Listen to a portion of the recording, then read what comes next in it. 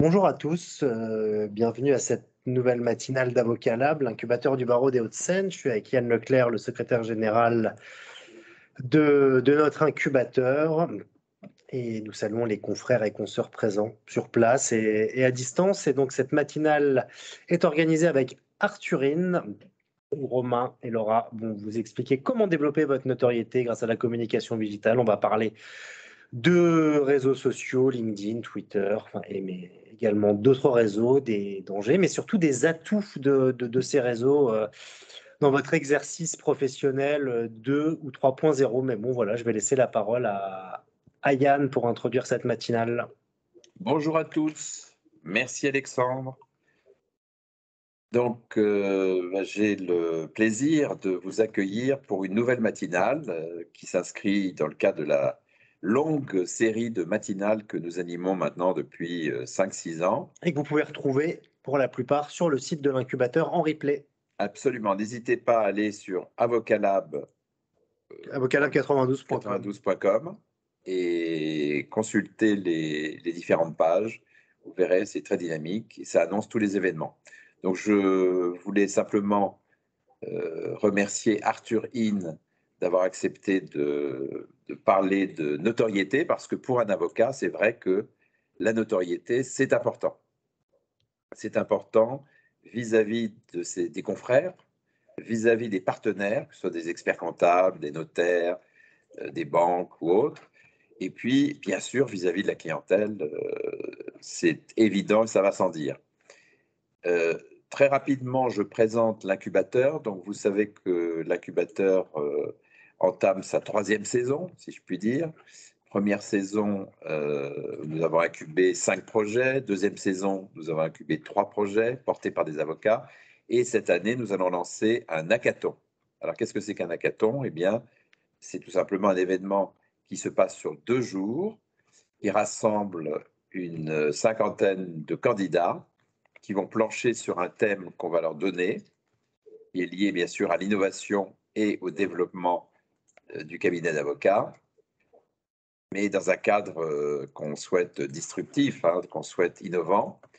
Et ce hackathon se tiendra donc les 23 et 24 juin prochains, et on va lancer l'opération la semaine prochaine, donc à vos prompteurs, si je puis dire, à vos ordinateurs. Regardez bien vos mails, vous verrez qu'on va beaucoup communiquer sur les réseaux et tout ça pour la notoriété de l'incubateur du barreau Avocat Lab 92. Voilà, donc je laisse la parole maintenant à nos amis d'Arthur In qui vont se présenter, qui vont présenter bien sûr la société Arthur In, la société qui accompagne les professionnels et notamment les avocats pour toujours aller dans le rôle de la notoriété. Donc Laura et Romain, je vous laisse la parole. Vous êtes les bienvenus au sein de l'incubateur. Très bien, merci beaucoup, cher maître, pour cette introduction. Merci pour votre invitation. Bonjour à tous les participants. Écoute, Romain, je te laisse te présenter. Bonjour à tous. Je suis ravi d'être là aujourd'hui. Moi, je suis responsable marketing chez Arthur In. Donc, pour faire rapide, mon rôle, c'est d'organiser des actions auprès de nos partenaires qui vont parler de marketing digital, de marketing en général. Et en fait, un petit peu évangéliser ce marketing pour faire comprendre que c'est pas si compliqué que ça. C'est pas une science occulte et qu'en mettant en place des choses simples, on peut avoir des résultats rapidement. Voilà. Super, très bien. Et donc moi, Laura, je travaille donc chez Arthur In aussi depuis 3 ans et demi et je m'occupe des partenariats, c'est-à-dire je cherche des partenaires. On répond aux sollicitations pour, pareil, évangéliser, porter la bonne parole et puis faire connaître notre solution. Donc là, aujourd'hui, on ne va pas vous faire une démonstration produit, ce n'est pas l'objectif. On va vraiment rentrer dans la formation dans quelques minutes. L'idée, c'est que ce soit le plus opérationnel possible. On est en petit comité, donc n'hésitez pas, si vous souhaitez, à allumer votre caméra, à nous poser aussi toutes vos questions. On essaiera d'y répondre au fur et à mesure. L'idée, c'est que dans 2 heures, vous ayez des tips très opérationnels à mettre en place immédiatement pour développer la visibilité de votre cabinet, que ce soit sur Internet, sur Google ou sur les réseaux sociaux. Donc, quelques mots sur Arthur In avant toute chose. Donc, on existe depuis 2016. Aujourd'hui, on est 120 collaborateurs au service de 4800 clients.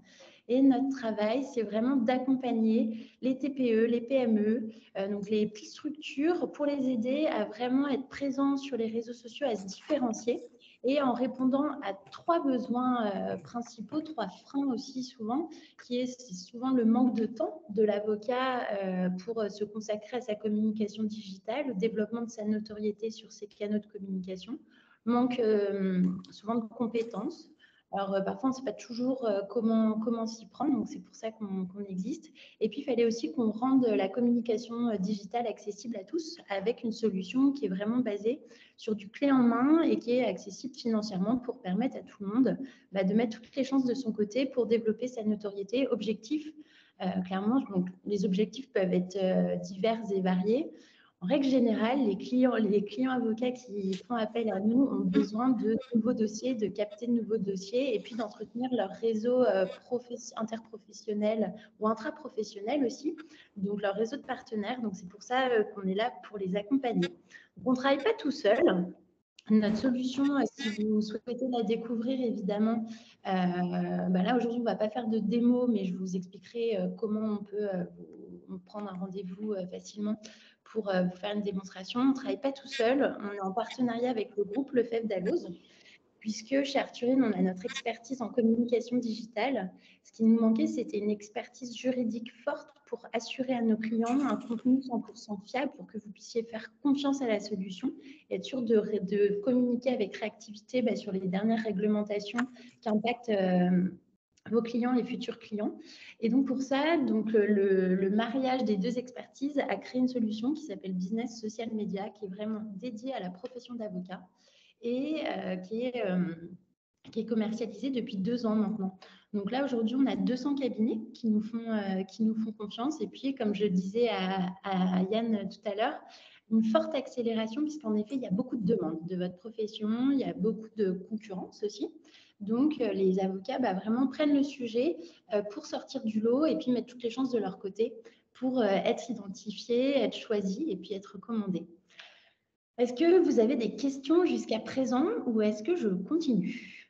N'hésitez pas à nous faire un petit signe, même dans le chat, je vais aller voir. Donc, il y a un chat qui est à votre disposition si vous souhaitez poser vos questions. Il n'y a pas de mauvaises questions, n'hésitez pas, ne soyez pas timide, n'ayez pas peur de poser des questions idiotes. Il n'y a que des bonnes questions, donc on compte sur vous à l'écrit ou à l'oral. Voilà, merci. Tout à fait. Bonjour, pas de questions. Ok, donc écoutez, on va rentrer dans le vif du sujet. Donc déjà, sachez que la formation là qu'on va vous présenter, elle est en 2 temps. Donc 2 heures, là tout de suite, ensemble, où on va quand même dégrossir pas mal de sujets, notamment sur la présence de l'avocat sur LinkedIn et sur Google. Dans le cadre du partenariat entre l'incubateur du barreau des Hauts-de-Seine et Arthurine, on propose, et c'est prévu dans la formation, un entretien à l'issue qui est personnalisé. Donc là, c'est un entretien entre vous, un expert en communication digitale, pour aller faire un audit de votre présence digitale. Donc, on y reviendra tout à l'heure, mais n'hésitez pas, il y a Romain qui est en train de vous envoyer le lien pour que vous puissiez vous inscrire si vous le souhaitez. Moi, c'est vraiment un exercice que je vous conseille, parce que là, tout ce qu'on va voir, l'idée, c'est de le mettre en pratique et de l'appliquer à la présence digitale de votre cabinet. Et souvent, on a parfois des surprises parce qu'on se rend compte que l'image qu'on donne, ce n'est pas forcément l'image qu'on a en tête et l'image qu'on veut donner de notre cabinet. Donc, aujourd'hui, on va parler 4 temps pendant cette formation. Donc, on est ensemble jusqu'à 14 heures. 4 temps. Dans un premier temps, c'est Romain qui va prendre la main et qui va balayer les principaux réseaux sociaux. Quand on parle de réseaux sociaux, on abordera LinkedIn, Facebook, Instagram, Twitter. Quel réseau social pour quel objectif et quel usage pour l'avocat. Donc ça va être, on va dire, une très très belle introduction où chacun de vous, je vous invite en suivant cette formation, cette partie de formation que va vous donner Romain, en vous posant toujours les questions, c'est quoi mon objectif? Enfin, vraiment, et ça vous permettra aussi d'identifier les réseaux sociaux à activer en priorité. Ensuite, on fera un gros focus sur LinkedIn. LinkedIn, c'est un outil très, très riche. Donc, on va vraiment rentrer dans le sujet. Et pour rester pour être très opérationnel, on va aller éplucher un peu un profil LinkedIn et les dernières fonctionnalités en vous donnant aussi, nous, nos préconisations pour que vous ayez vraiment des choses très faciles à mettre en place en toute autonomie pendant la formation. Donc, n'hésitez pas à ouvrir votre profil LinkedIn aussi en parallèle et puis à essayer de compléter et de suivre les consignes au fur et à mesure de la formation. Troisième temps, on se focusera maintenant sur Google. Et l'idée, c'est que demain, un client qui va taper qui va rechercher un avocat dans votre ville, l'idée, c'est que vous soyez le mieux référencé, que la fiche de votre cabinet soit la mieux référencée possible. Et donc, la même chose, on vous partagera toutes nos bonnes pratiques, sachant qu'on est partenaire Google chez Arthurine. Donc, on travaille le sujet au quotidien et on suit les choses avec beaucoup d'attention. Donc, on vous donnera, pareil, toutes nos bonnes astuces pour que la fiche de votre cabinet soit la plus visible possible. Et puis, on fera un dernier point sur l'encadrement, le respect des règles déontologiques, parce qu'on ne peut pas faire n'importe quoi. Donc, nous, ça c'est pareil, on est en veille constante on tient informé régulièrement pour que vous puissiez développer votre notoriété dans le respect des règles de l'art et dans le respect des règles de votre profession. C'est parti. Romain, je te laisse la parole. Merci Laura. Oui, du coup, comme tu l'as dit tout à l'heure, là, on est vraiment sur une partie qui va être une sorte d'introduction à tout le reste. On va pas rentrer dans le détail vraiment de chaque réseau social. On va juste expliquer un petit peu quel réseau social correspond à quel objectif, qu'est-ce que je vais faire sur LinkedIn, qu'est-ce que je vais faire sur Facebook. Et après, on aura à chaque fois une petite slide avec plusieurs tips, plusieurs astuces et bonnes pratiques qu'il faut respecter sur chaque réseau. On va commencer par LinkedIn pour faire dans l'ordre. LinkedIn, c'est le boss du B2B et c'est comme ça qu'on l'appelle, qu'on le surnomme. C'est un petit peu le réseau qui va vous permettre de développer votre réseau professionnel. Donc, c'est aujourd'hui le premier réseau social professionnel de France. Donc, c'est vraiment un petit peu l'endroit où il faut être, l'endroit où il faut être actif si vous voulez être quelque part. Vous allez également pouvoir promouvoir votre activité, donc votre domaine d'expertise, toutes les petites choses qui font votre différence et qui font qu'on va vous choisir vous plutôt qu'un autre. En fait, l'idée, c'est vraiment de se différencier sur LinkedIn. Et ça passe aussi par du contenu que vous allez publier, du contenu spécialisé, du contenu qui va porter sur l'actualité de votre cabinet, qui va porter sur aussi l'actualité de la profession et sur tout ce que vous voulez partager qui aura une valeur ajoutée sur LinkedIn et sur votre profil personnel. Sur LinkedIn, là, on a vraiment des petites astuces qui sont très pratico-pratiques, mais il y a des codes qu'il faut respecter, des règles. LinkedIn, il faut se dire que c'est un réseau professionnel, donc c'est un réseau qu'on va moins consulter le week-end. Donc, l'idée, c'est vraiment, si vous voulez publier, être créateur sur LinkedIn, privilégier le lundi, du lundi au vendredi, donc c'est-à-dire pendant les jours de semaine, les jours où les gens travaillent, vont au bureau, et à des horaires vraiment clés, donc entre 8h et 9h ou 17h, 18h, c'est-à-dire les moments de pause, les moments où on va être dans les transports, les moments où on va être sur la fin de journée, où on va se dire je peux m'autoriser quelques visites sur LinkedIn et regarder un petit peu ce qui se passe. Donc vraiment, s'il y a des jours clés et des horaires clés, il faut retenir la semaine à ces horaires-là. Ensuite, on verra, et on a une partie qui est entièrement dédiée à ça pendant cette formation, mais l'idée, ça va être vraiment de remplir au maximum son profil LinkedIn, d'atteindre un niveau de détail qui va vraiment être important pour pouvoir, premièrement, lorsqu'on vous trouve sur LinkedIn, donner vraiment une image de quelqu'un de sérieux, de consciencieux, qu'on puisse avoir toutes les informations qui vous concernent rien qu'en observant votre profil LinkedIn. Et également, sur un côté plus technique, être bien référencé, c'est-à-dire que LinkedIn, on a un algorithme qui tourne, c'est-à-dire un robot qui va un petit peu regarder ce qui se passe. Et si vous avez un profil qui est complété dûment, qui est optimisé au maximum, eh bien, vous aurez plus de chances de tomber dans les résultats de recherche des gens qui chercheront un avocat sur Paris, par exemple, via une recherche LinkedIn. C'est vraiment hyper important stratégiquement de faire attention à ça. Ensuite, pour les contenus que vous publiez sur LinkedIn, bien sûr, on va être plutôt sur du contenu professionnel, du contenu informatif. Cependant, il faut trouver une balance quand même parce qu'en général, on a quand même des professionnels qui décident aussi de publier du contenu plus divertissant, plus visuel. L'idée, c'est de trouver un juste milieu et aussi de réfléchir à l'objectif que vous avez. Si vous souhaitez purement informer, si vous souhaitez purement donner de l'information, de l'expertise, eh bien faites-le. Sachez que vous pouvez aussi partir sur quelque chose d'un petit peu plus léger sur LinkedIn, ça se fait et ça fonctionne bien. Deuxième réseau, parce qu'on va un petit peu dans l'ordre hiérarchique, hein. Aujourd'hui, Facebook, pour les avocats, c'est très important également. C'est un peu le leader des réseaux sociaux, c'est l'indétrônable, donc c'est le premier qui existe entre les quatre, hein, mais il est toujours là. Donc l'idée, c'est que vous allez pouvoir construire et fidéliser votre communauté. C'est-à-dire que cet aspect communauté est beaucoup plus fort sur Facebook. Les gens vont venir liker la page de votre cabinet, ils vont venir liker vos publications. Donc c'est beaucoup plus engageant que LinkedIn, où on n'est pas obligé de suivre quelqu'un pour interagir avec. L'idée de Facebook, c'est vraiment de développer ce côté communauté et de fidéliser votre clientèle déjà existante et aussi d'attirer de nouveaux clients. Vous allez pouvoir relayer du contenu qui sera pertinent en fonction de l'activité. Ici, on parle aussi de l'image de marque de votre cabinet, c'est-à-dire qu'il faut développer un petit peu ce côté commercial. On n'aime pas trop en parler, mais il faut quand même en parler. Vous êtes aussi une entreprise, donc il faut faire tourner la machine.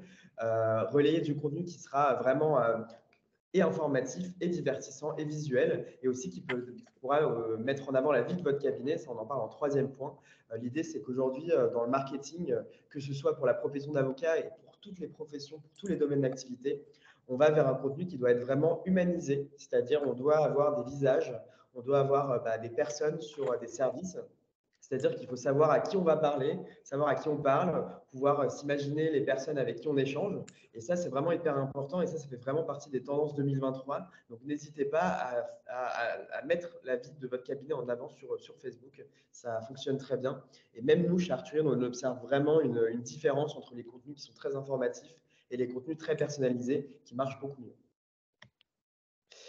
Sur Facebook, quelques petites astuces. Donc, publier plutôt en fin de semaine et le week-end, parce que Facebook, comme on le disait, c'est un réseau social qu'on consulte plus sur les moments de pause, sur les moments de joie, où on n'est pas au travail, où on n'est pas sur le chemin du travail.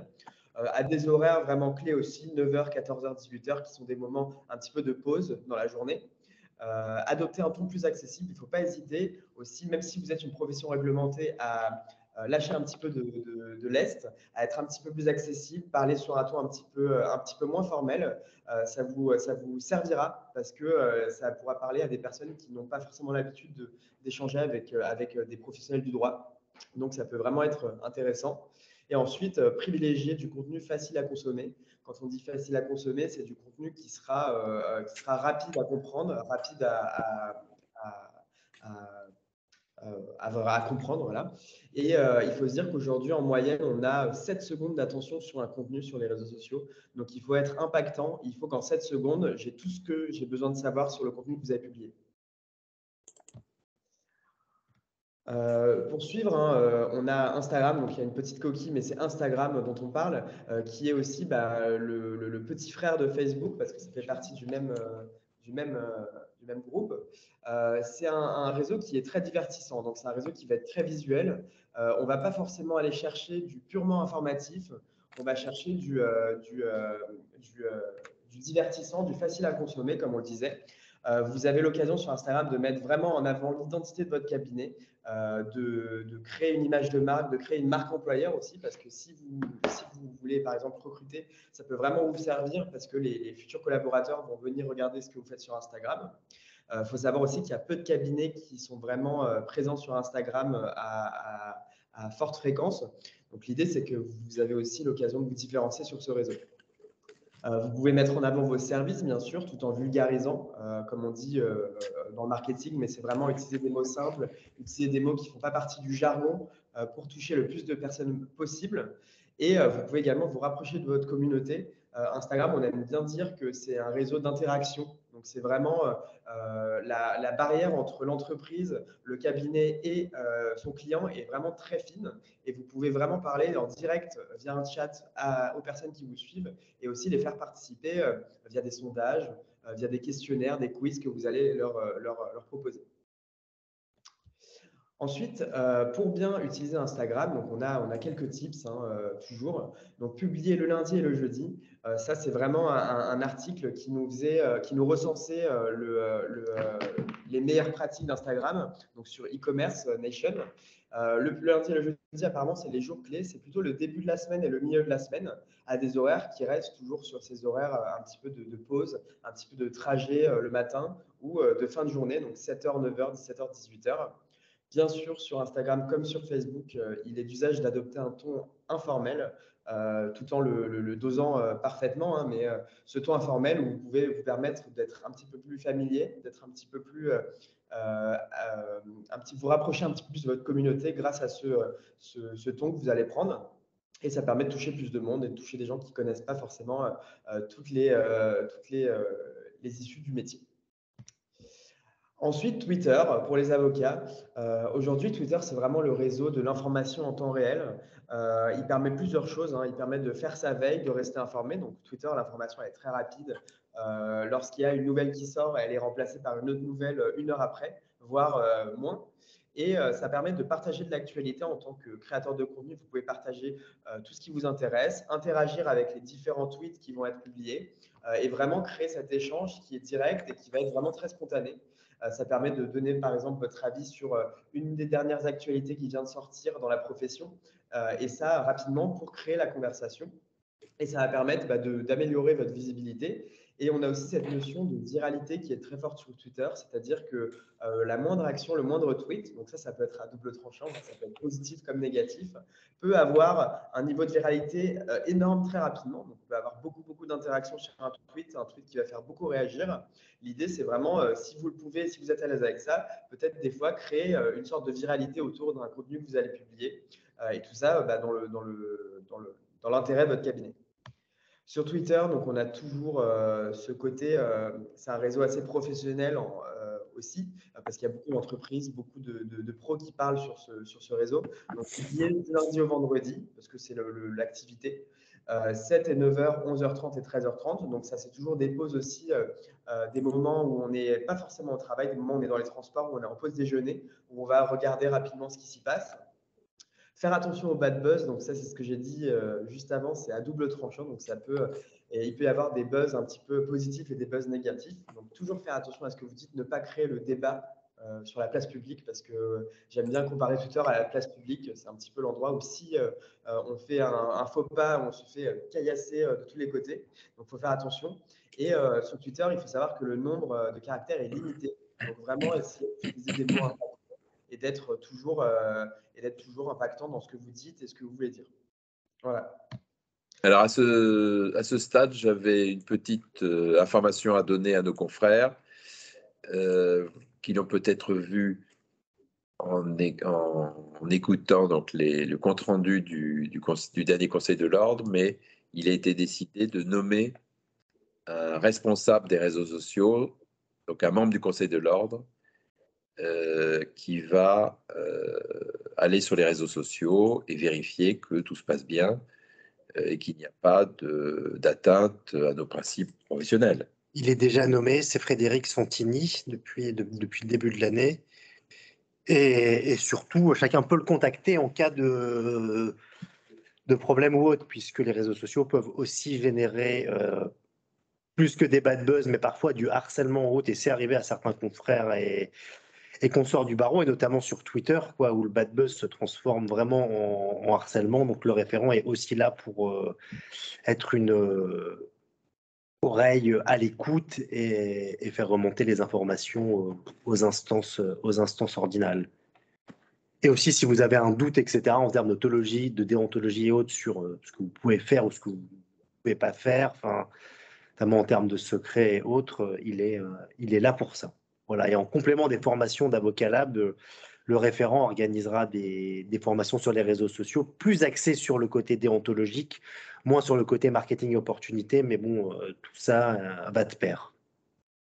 Super intéressant, merci beaucoup. Bah oui, en effet, moi, je vous partage, j'avais suivi sur un compte Twitter, c'était un certain Clint Eastwood, c'était un avocat qui était anonyme et qui partageait aussi des dérives de certains avocats sur les réseaux sociaux qui respectaient, selon lui, pas les règles de la profession ni les règles déontologiques. Et c'est vrai que là, pour le coup, c'était le bad buzz. Donc, si vous voulez voir ce qu'est un bad buzz, ça peut, je vous invite à aller consulter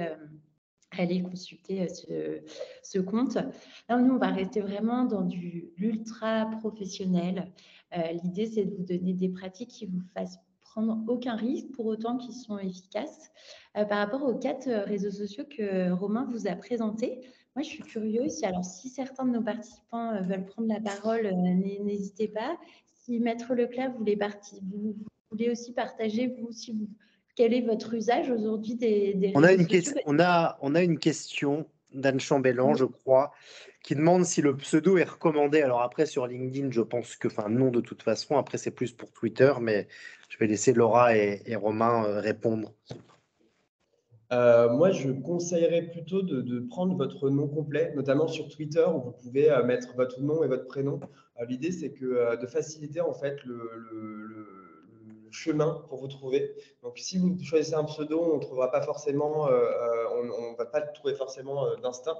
Donc, l'idée, c'est que si vous souhaitez parler en tant qu'avocat, en tant que professionnel sur Twitter, je vous conseille de mettre votre nom et votre prénom et pas d'utiliser de pseudo. Et à la rigueur, le pseudo, ça peut être pour votre usage personnel, si vous ne voulez pas être identifié. Mais oui, là, l'objet de la formation, c'est comment on peut vous aider grâce aux réseaux sociaux à développer la notoriété de votre cabinet. Donc, autant mettre toutes les chances de son côté et en effet, indiquer votre nom complet. Alors, l'utilisation concrète des réseaux, je peux en témoigner. Donc, moi, c'est surtout LinkedIn qui a ma préférence parce que je trouve que c'est une communauté sur le plan juridique très, très intéressante. Moi, ce qui m'intéresse beaucoup, ce sont les legal tech, l'actualité des legal tech. Ce qui m'intéresse beaucoup également, c'est l'activité des cabinets d'avocats. Et je dois quand même reconnaître que sur LinkedIn, je retrouve du contenu intéressant, je retrouve des participations à des salons, je retrouve des extraits d'articles, publications d'ouvrages, événements organisés par des cabinets d'avocats. Je vois également des événements qui ne sont pas forcément professionnels, mais ça peut être participation à des charities, participation, aide à des organismes sans but lucratif dans le domaine du RSE, dans le domaine de l'environnement, dans le domaine du sport également. Voilà, donc sur LinkedIn, je retrouve toute une richesse de la communauté des avocats et des legal tech. Et j'y trouve mon compte. Et on essaye de beaucoup communiquer sur ce réseau. Voilà. Et puis, bien sûr, il y a Instagram. C'est vrai que j'aime bien aussi ce réseau. Mais il est, à mon sens, encore assez peu exploité par les avocats, comme vous le disiez tout à l'heure. Quant à Twitter, effectivement, alors là, on est dans l'instantanéité. C'est vrai qu'on réagit très très vite. On a des événements spots. On est dans le mouvement là. C'est pas inintéressant également. Et Facebook, je dirais, c'est plus convivial. C'est plus, on va déjargonner. C'est plus pour les événements presque conviviaux. Donc c'est vrai que c'est intéressant également. Donc les quatre sont bien, mais celui pour lequel j'ai vraiment une appétence particulière, c'est quand même LinkedIn. Bon, ça tombe bien, c'est celui vraiment qu'on va creuser. Donc, merci Romain pour cette introduction. Et je vous rejoins. Yann, en fait, je pense que la plupart de vos confrères LinkedIn, c'est vraiment le premier réseau social professionnel utilisé par les avocats. Donc a priori, il n'y a pas de grosse surprise. On va vraiment rentrer dans le vif du sujet. Vous allez tous recevoir ce support et puis on va vous joindre aussi des fiches techniques qui donnent encore plus de détails sur chacun des réseaux sociaux qui viendront encore plus se creuser. Comme aujourd'hui, on ne va pas pouvoir creuser dans le détail chacun des réseaux sociaux. On vous remettra aussi des fiches techniques vous verrez, qui sont très bien faites et qui vous permettront aussi de mieux comprendre l'usage que vous pouvez en faire. Là, on va passer à la deuxième partie de cette formation. Et merci Yann pour votre témoignage. On va parler de LinkedIn et comment on va vous inviter à vraiment aller booster votre profil pour booster derrière votre notoriété et puis vous aider à atteindre vos objectifs. Alors, ça peut être comme Yann, un objectif sur LinkedIn d'aller chercher de l'information, que ce soit de l'information en lien avec votre expertise, l'information sur vos confrères, sur les événements professionnels, sur des sociétés aussi qui vous intéressent. Mais ça peut être aussi un objectif vraiment de notoriété, être super bien identifié, avoir une belle vitrine sur LinkedIn. Ça peut être aussi pour fidéliser vos clients. Donc là, la première chose à faire déjà, c'est vous assurer que sur LinkedIn, vous êtes en contact avec l'ensemble de vos clients, de vos partenaires, des confrères avec qui vous travaillez en intra-pro, et puis aussi les futurs clients, les sociétés avec qui vous aimeriez bien travailler.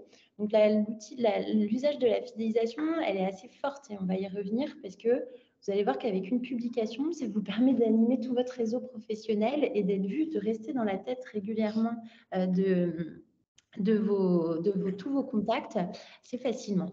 Il y a des cabinets qui utilisent LinkedIn pour recruter et c'est un très bel outil. Je crois que le chiffre, c'est 1 recrutement toutes les 6 minutes dans le monde sur LinkedIn. C'est 6 recrutements par minute. Ok, autant pour moi. Autant pour moi. Désolée pour ce manque de précision. Donc, en tout cas, 6 recrutements chaque minute, c'est devenu un outil incontournable qui est utilisé par tous les cabinets de recrutement, mais aussi par les entreprises, les cabinets d'avocats pour aller identifier les meilleurs profils, rentrer en contact avec eux, avec de la discrétion aussi, et pouvoir aussi chasser leurs futures pépites. Et puis, dernier point, c'est la possibilité sur LinkedIn de mettre en avant votre expertise, de vous faire identifier vraiment sur les sujets, vos sujets de prédilection, pour être identifié et pouvoir capter de nouveaux clients. Donc, comment ça se passe? Donc, les 3 chiffres, ce que je viens de vous dire, LinkedIn, c'est 24 millions de membres actifs en France. Donc, c'est vraiment un réseau social d'ailleurs qui a pris beaucoup entre 2022 et 2023. Ils ont pris beaucoup LinkedIn. A vu le nombre de membres actifs croître. Donc, c'est en train de prendre de plus en plus de puissance. Donc, raison de plus pour vous, si vous n'êtes pas encore un membre actif sur LinkedIn, de vous y mettre parce qu'aujourd'hui, c'est vraiment rentré dans les mœurs. D'ailleurs, vous l'observez peut-être pendant que vous êtes vous participez à des colloques ou des événements. Avant, il y avait la carte de visite papier. Aujourd'hui, c'est vraiment rentré dans les us et coutumes. Au lieu de partager une carte physique, on va directement, attendez, je rentre en contact directement avec vous sur LinkedIn. Et LinkedIn, ça reste votre vitrine. C'est comme un CV en ligne, mais ça va même plus loin que le CV. C'est ce qu'on va voir ensemble tout de suite. Et d'ailleurs, pour la petite anecdote, si je peux juste rajouter un truc, c'est qu'aujourd'hui, il y a des recruteurs qui demandent le profil LinkedIn plutôt que le CV. Donc aujourd'hui, le CV est en train de se perdre pour le profil LinkedIn. Ouais, très bien, merci beaucoup Romain. Et d'ailleurs, LinkedIn vous donne même la possibilité de sortir votre CV LinkedIn sous format PDF. Donc je suis tu as tout à fait raison. Donc, concernant LinkedIn, si on redescend un petit peu, concernant la profession d'avocat, il y a 93% des avocats qui sont présents sur LinkedIn. Vous retrouverez toutes les sources sur le support. Donc ça, c'est une source, c'est des chiffres qui nous viennent d'Anomia. Il y a 35% des avocats qui déclarent avoir obtenu de nouveaux clients grâce à LinkedIn. C'est-à-dire, je fais une publication, je parle d'un sujet, tiens, il y a quelqu'un qui rentre en contact avec moi pour en savoir plus. Donc ça, c'est un chiffre qui est assez fort. Et puis, 46% des décideurs B2B, donc des chefs d'entreprise, qui déclarent avoir trouvé du contenu qui les a poussés à prendre contact avec un professionnel ou un acte d'achat sur LinkedIn. Donc, c'est vraiment un très bel outil pour donner de l'information et s'informer. Et donc, maintenant, on va vous donner des tips pour avoir le profil le plus attractif, on va dire, et puis vraiment le plus conforme à votre expertise. Donc là, on a pris mon profil. C'était plus simple pour la formation. Ce que vous voyez à l'écran qui concerne mon profil est valable pour le vôtre aussi. Donc, première chose, donc déjà sur LinkedIn, il y a la pratique, donc il y a les pages cabinet, pages entreprise, et puis le profil personne physique. C'est vous en tant que professionnel qui allez prendre la parole. Là, on va plutôt parler du profil personne physique. Pourquoi? Parce que sur LinkedIn, historiquement, c'est un réseau où on va se mettre en relation avec quelqu'un. Donc, c'est encore une fois pour ça que je vous invite à prendre 30 minutes. C'est 30 minutes, mais derrière, c'est un investissement qui va vous permettre, vous allez voir, de gagner du temps pour pour vous assurer que vous êtes bien en contact avec l'ensemble de votre réseau professionnel. Parce que sinon, tout ce qu'on va se dire tout de suite, et ben en fait, ça va pas, on va envoyer des bouteilles à la mer. Donc, avant de parler de comment j'entretiens mon réseau professionnel et comment je soigne ma vitrine, assurez-vous vraiment, et ça, on ne pourra pas le faire pour vous malheureusement, que vous êtes bien en contact avec tout votre réseau professionnel. Et puis, prenez le pli. Dès que vous rencontrez une nouvelle personne, vous rentrez en contact. Faut le systématiser, avoir ce réflexe pour vraiment reconstituer votre réseau sur LinkedIn. Et juste si je peux rajouter quelque chose par rapport à ça, Laura, désolé, mais il ne faut pas avoir peur de rajouter les gens. Il ne faut pas se dire ça peut être un petit peu trop rapide ou quoi. C'est vrai qu'avant, pour rentrer en contact avec quelqu'un, peut-être on passait par plusieurs biais. On envoyait d'abord un mail, ensuite on appelait, on avait un rendez-vous téléphonique. Aujourd'hui, LinkedIn, ça permet de rentrer en contact immédiatement, rapidement, et surtout avec des personnes avec qui on n'aurait pas forcément l'occasion d'échanger de base. Notamment, je pense à des dirigeants ou à des personnes vraiment importantes dans le milieu professionnel que vous disiez. Et voilà, il ne faut juste pas hésiter à vraiment multiplier ces demandes d'ajout. Tout à fait. Et puis de toute façon, la personne qui n'a pas envie de vous accepter, elle ne vous acceptera pas. Donc comme ça, c'est… Mais tout à fait. Donc maintenant, comment ça se passe? Donc si je vous invite tous à ouvrir votre profil LinkedIn en parallèle de la formation, comme ça, on va aller le rebalayer ensemble. La première chose qu'on va voir en consultant votre profil, c'est votre photo. Donc, la photo de profil professionnel, privilégiez une photo qui vous ressemble. On ne va pas parler photo, là, ce n'est pas l'objectif. Mais une photo, n'hésitez pas à sourire, parce que parfois, on voit des choses un peu sinistres. Mais en tout cas, une photo où vous vous sentez bien dans vos baskets et puis qui est le reflet de l'image du professionnel que vous êtes. Ensuite, ça, il y a encore trop de profils que moi, j'appelle des profils gris. C'est-à-dire que LinkedIn vous donne la possibilité de mettre ce qu'on appelle une bannière en arrière-plan de votre photo de profil. Utilisez cet espace. Pourquoi? Parce qu'il faut, idéalement, mettez une photo où vous faites figurer le nom de votre cabinet et vos coordonnées. Il faut qu'en un claquement de cils, on puisse directement identifier, tiens, c'est Maître Dupont qui fait partie de tel cabinet. Et donc, pour ça, soit vous avez des gens autour de vous, soit vous-même, vous êtes à l'aise avec des outils de design, soit vous demandez à quelqu'un de votre entourage. En tout cas, soignez votre bannière parce que tout de suite, ça rend le profil, ça le professionnalise. Et puis, n'hésitez pas, il y a une bonne pratique. Moi, je vois de plus en plus de clients, alors nous, on ne l'a pas fait, mais on pourrait tout à fait le faire, qui mettent par exemple Arthurine, et j'aurais tout à fait pu mettre en dessous nos coordonnées, une ligne téléphonique pour me joindre et mon adresse email. Comme ça, tout de suite, on veut rentrer en contact avec moi, autre que par LinkedIn, on sait immédiatement comment me contacter. Et puis, donc, on va descendre le profil. Donc, il y a votre nom, évidemment. Là, évitez tout pseudo. Enfin, c'est vraiment pas l'usage sur LinkedIn. Enfin, sinon, tout ce qu'on va se dire, ça ne servira à rien parce qu'on ne va pas vous trouver. Donc, LinkedIn, vraiment, votre nom complet. Et puis, n'hésitez pas ensuite à ajouter donc ce qu'on appelle le nom du poste, mais pour vous, donc, avocat, et à indiquer quelles sont vos matières aujourd'hui, vos domaines d'expertise, pour que tout de suite, même chose, on puisse bien identifier, tiens, Maître Dupont, il peut m'accompagner sur tel grand sujet, et puis on va voir comment on va détailler les choses par la suite. Est-ce que c'est clair pour tout le monde jusqu'à présent? Là, plus on va avancer dans la formation, plus on va rentrer dans la technique. Donc, je n'ai pas envie de vous perdre en cours de route. S'il y a des questions, n'hésitez pas. Une question qui demande s'il faut mettre plutôt en avant le mail ou le téléphone. Ça, c'est en fonction, vous, de vos habitudes. C'est vraiment en fonction de vos habitudes. Je n'ai pas de réponse. Moi, je dirais les deux.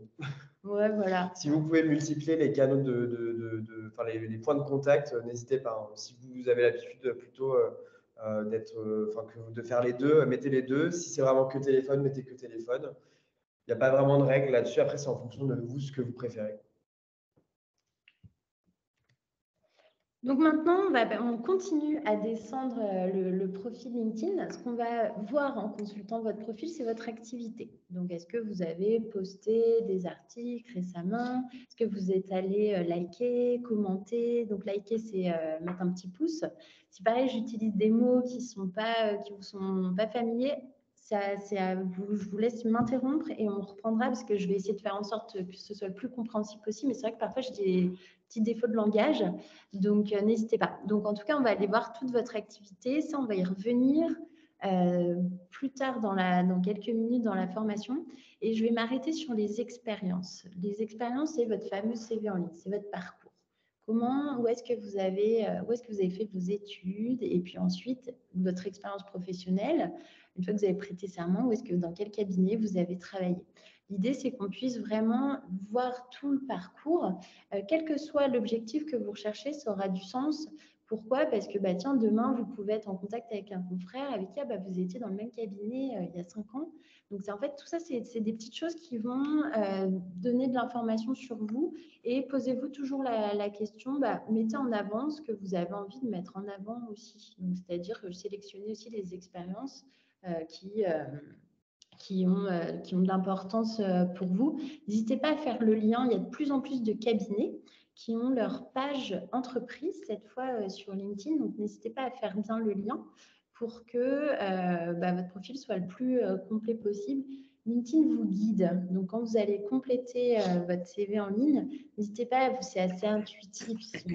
C'est fait pour que ce soit le plus simple possible. Laissez vous guider et n'hésitez pas à relier aux cabinets dans lesquels vous avez fait vos armes. Je continue. Donc, maintenant, les compétences. Donc, on continue à descendre dans le profil. LinkedIn vous donne la possibilité de mettre en avant vos compétences. Et c'est là où ça va être super important d'être précis et de prendre le temps de le compléter. Compléter son profil LinkedIn, je reprends un petit peu de hauteur. C'est donner le plus d'informations sur vous. Donc, c'est aller aussi se rendre attractif auprès des personnes qui vont consulter votre profil. Et puis, c'est se rendre attractif aussi aux yeux de l'algorithme LinkedIn. Plus votre profil sera complet, plus l'algorithme LinkedIn va avoir tendance à vous mettre en avant dans le cadre des recherches. Donc, surtout, encore une fois, on passe 30 minutes, si besoin, à reconstituer, à remettre tous ses contacts, se mettre en contact avec son réseau professionnel sur LinkedIn de 30 minutes et on est en train de le faire pour bien mettre à jour votre profil. Dans compétences, LinkedIn vous donne la possibilité de mettre en avant vos matières dominantes. Donc là, vous pouvez aller sélectionner, même chose, vous laissez guider et à vous d'indiquer vos domaines de prédilection. Et puis en dessous, quand on continue, on va retrouver un pavé qui va s'appeler Info. Ça, c'est, moi, je dirais le plus important. C'est-à-dire que ça va être en deux, trois phrases, vous avez la possibilité de vous présenter et de présenter succinctement sur quel sujet vous accompagnez vos clients et comment vous le faites. Posez-vous la question, pourquoi est-ce que mes clients ils font appel à moi? Qu'est-ce qui me différencie? Est-ce que c'est mon expérience? Est-ce que c'est parce que moi je suis proche de mes clients, j'ai un homme, une femme de terrain et j'interviens où je suis ultra spécialisée, je suis le meilleur sur tel sujet? Posez-vous la question et il faut que ce qui vous différencie, ça se retranscrive dans l'onglet Info. Donc ça, pour moi, s'il faut passer du temps, c'est sur ce pavé-là. Pourquoi? Parce que c'est le pavé qui sera le plus consulté. On va aller voir votre profil, on va regarder Info. Attention pour autant à la forme. Donc là, on vous a posé des questions sur le fond. La forme, il ne faut pas que ce soit trop long parce que sinon, ça va être un petit peu rasoir à lire. Donc vraiment, les points, 2-3 points qui vous différencient, mettez-les en avant, mais jamais plus de 3-4 phrases parce que sinon, ce sera peu consulté. Et c'est dommage parce que c'est là où vous pouvez vraiment faire mouche, entre guillemets.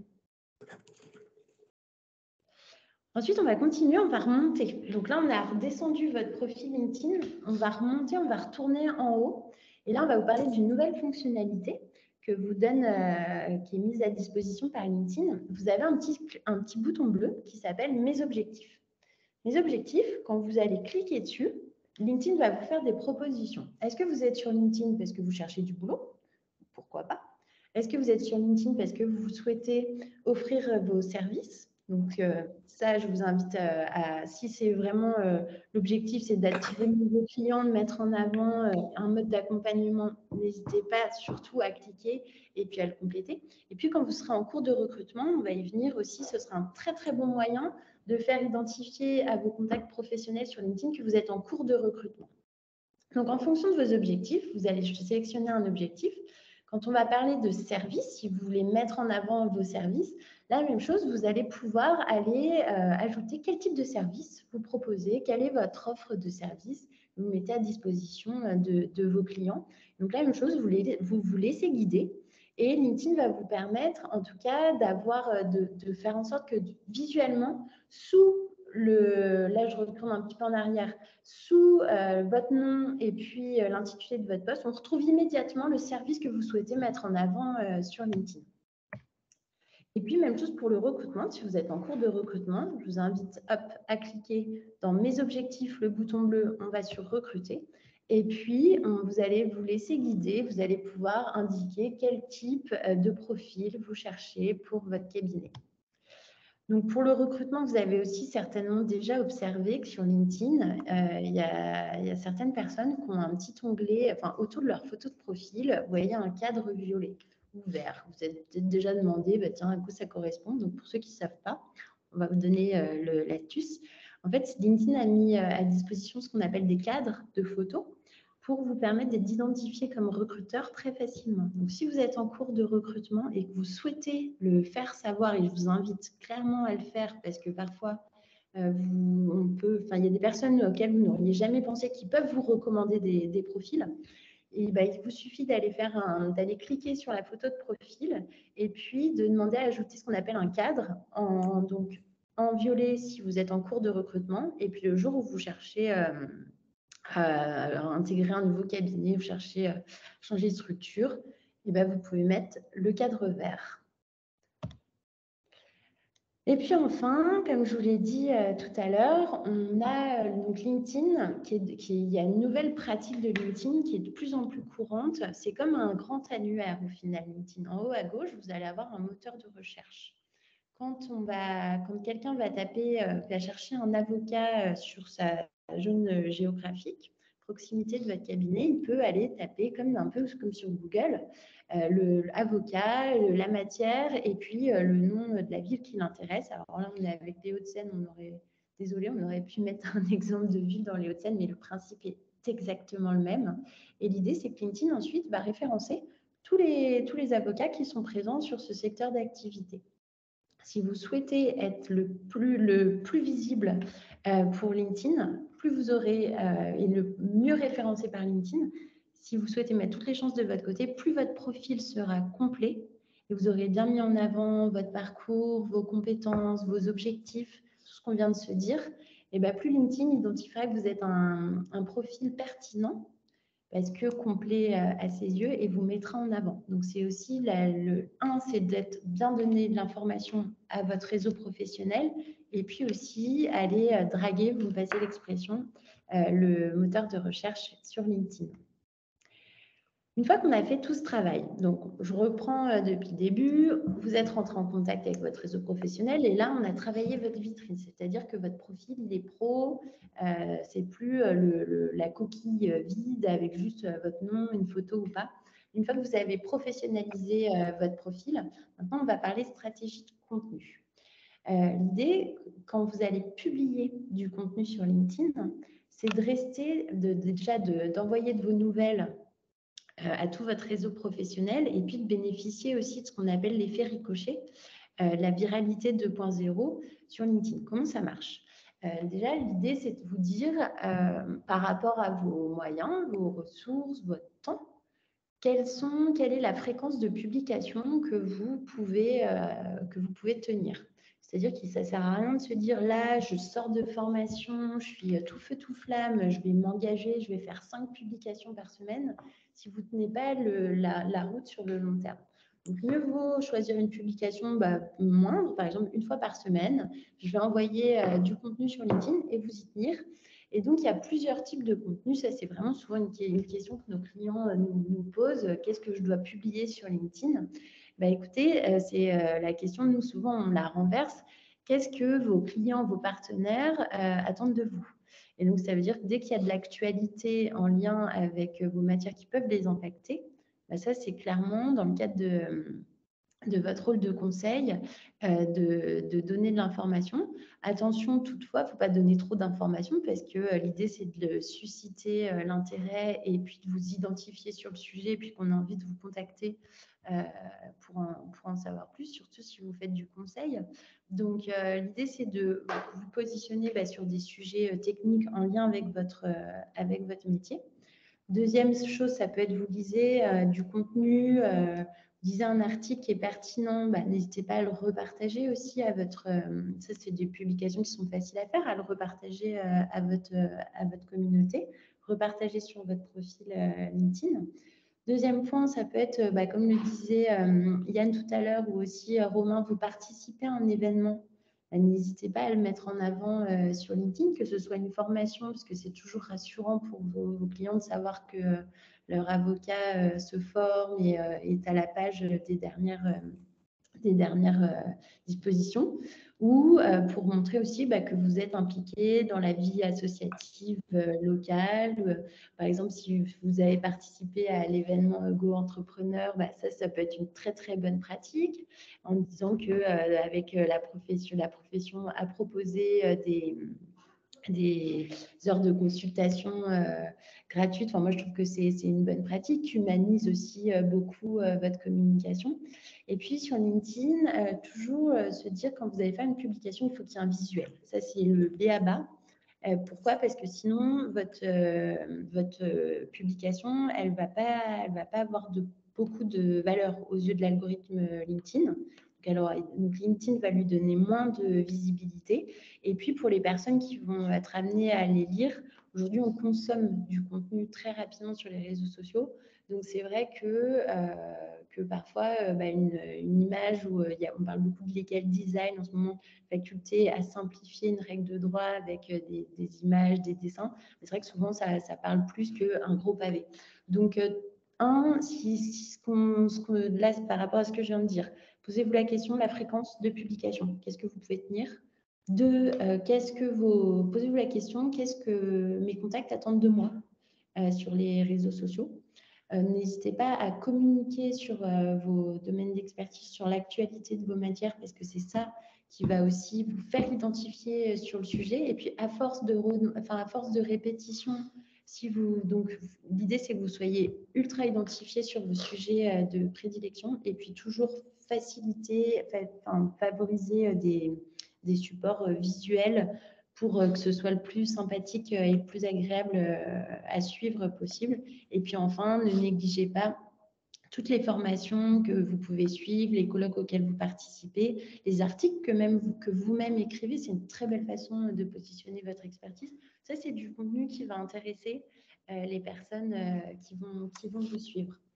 Donc, les formats qui fonctionnent le mieux, donc là, ce qu'on est allé regarder, c'est des chiffres des chiffres sur LinkedIn. Quel est le format de publication qui fonctionne le mieux? En effet, on voit que les images, mettre une image, ça marche toujours. La pub sur LinkedIn, ça c'est un autre sujet, on pourrait en faire une formation à part entière, a vraiment vu son essor. Ce qui fonctionne bien, c'est les carousels. Donc, c'est quand vous faites défiler, quand vous faites donc un message, 3-4 photos que vous faites défiler. Donc, c'est la même chose si vous vous sentez armé sur le sujet. N'hésitez pas, c'est des formats qui fonctionnent très bien. Et puis, ce qu'on voit, c'est un petit déclin de la vidéo. Donc, toujours, c'est parce qu'on consomme. Donc, il faut des formats qui soient de plus en plus rapides à consommer. Et puis, donc voilà. Mais tout ce qui est, grosso modo, le texte est en perte de la vitesse. Donc, privilégiez vraiment les visuels et pensez facilité de consommation. Qu'est-ce que mes contacts ont envie, attendent de moi sur LinkedIn? Et puis, est-ce que c'est sympa à suivre? Est-ce que ça sert l'objectif que je recherche? Donc, pour les posts impactants, que je regarde l'heure, c'est bon, on est bien.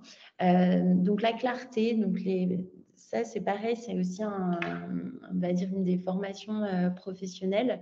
En fonction de votre cible, si vous ne vous adressez pas à des hommes et des femmes de droit, posez-vous la question, est-ce que ma belle-sœur qui n'est pas juriste, ni avocate, qui ne travaille pas du tout dans le secteur, comprendrait ma publication? Et n'hésitez pas au début aussi à faire relire par des néophytes pour s'assurer de la bonne compréhension. Donc, ça s'appelle vulgariser l'information. C'est important que ce soit bien clair et pas trop long surtout. Parce qu'encore une fois, sinon, vous perdez votre audience. Et l'idée, c'est de créer des rendez-vous réguliers et qu'on prenne du plaisir à vous suivre. Ensuite, le ton.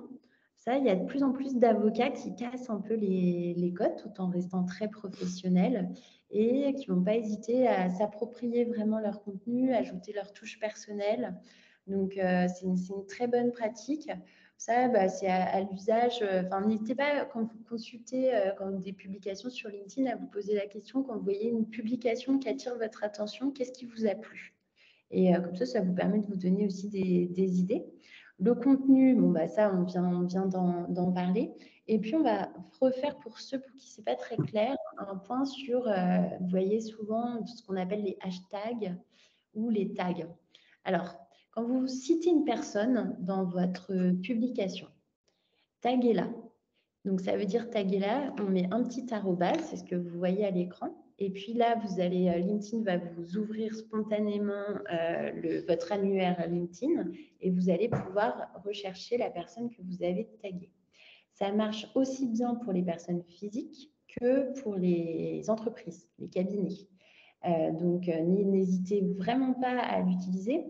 Pourquoi?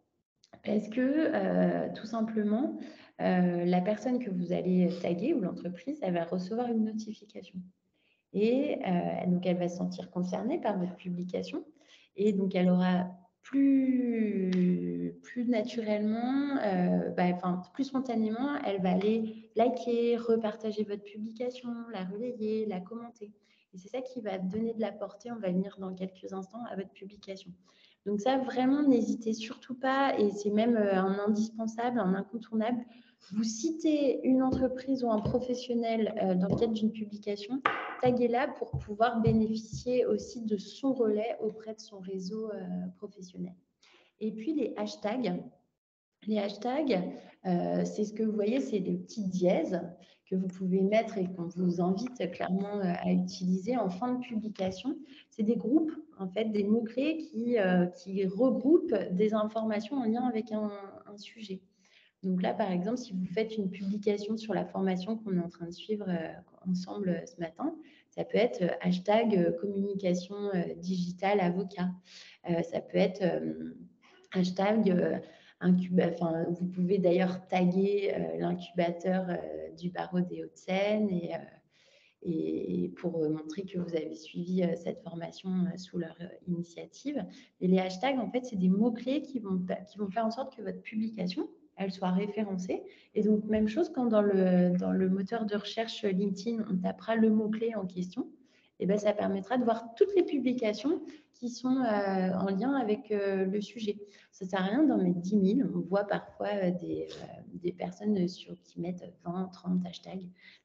Au bout d'un moment, en fait, c'est contre-productif. Prenez les mots-clés les plus pertinents en lien avec l'information que vous êtes en train de donner.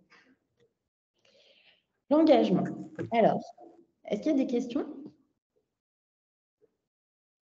Une question de néophyte. Le hashtag se met une fois devant, pas deux fois. On n'encadre pas. Non, tout à fait. Mais il n'y a pas de question.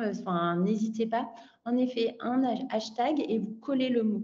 Il ne faut pas mettre d'espace. Hashtag, par exemple, marketing digital. OK. Bon pour vous? Merci. Oui. Avec plaisir.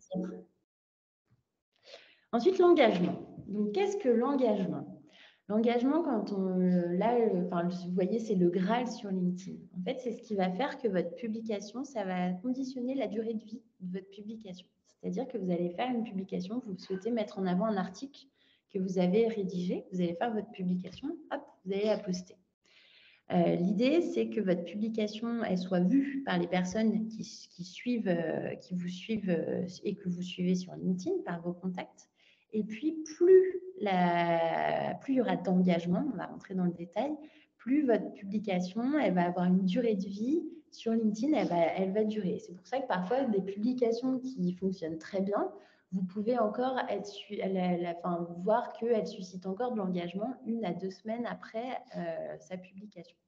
Donc, comment ça se matérialise? L'engagement, en gros, c'est 3 actions. Soit vous allez sur LinkedIn et vous voyez un article que vous trouvez pertinent d'un de vos confrères et vous allez mettre ce qu'on appelle, vous allez la liker, mettre un petit pouce. Là, l'astuce, même chose, c'est que si on va sur LinkedIn, là, je ne peux pas vous montrer, mais si vous allez sur une publication et si vous restez quelques secondes avec votre souris sur le petit pouce sous la publication, vous allez voir même que LinkedIn vous offre un panel de réponses que vous pouvez envoyer. Ça va du petit pouce à l'applaudissement pour bravo, à la petite ampoule quand c'est très instructif. Donc ça, dites-vous que déjà, c'est la première action. Vous voyez une publication intéressante d'un client qui partage une actualité. Par exemple, ça peut être aussi une façon de montrer que vous êtes là sans dévoiler, sans rompre le secret professionnel, mais ça peut être une façon de montrer de l'intérêt ou un partenaire. Ensuite, ça peut être le fait de commenter. Vous souhaitez apporter votre touche personnelle. Vous voyez que vous avez une personne de votre réseau professionnel qui vient de créer une nouvelle entreprise, qui s'engage sur un nouveau projet.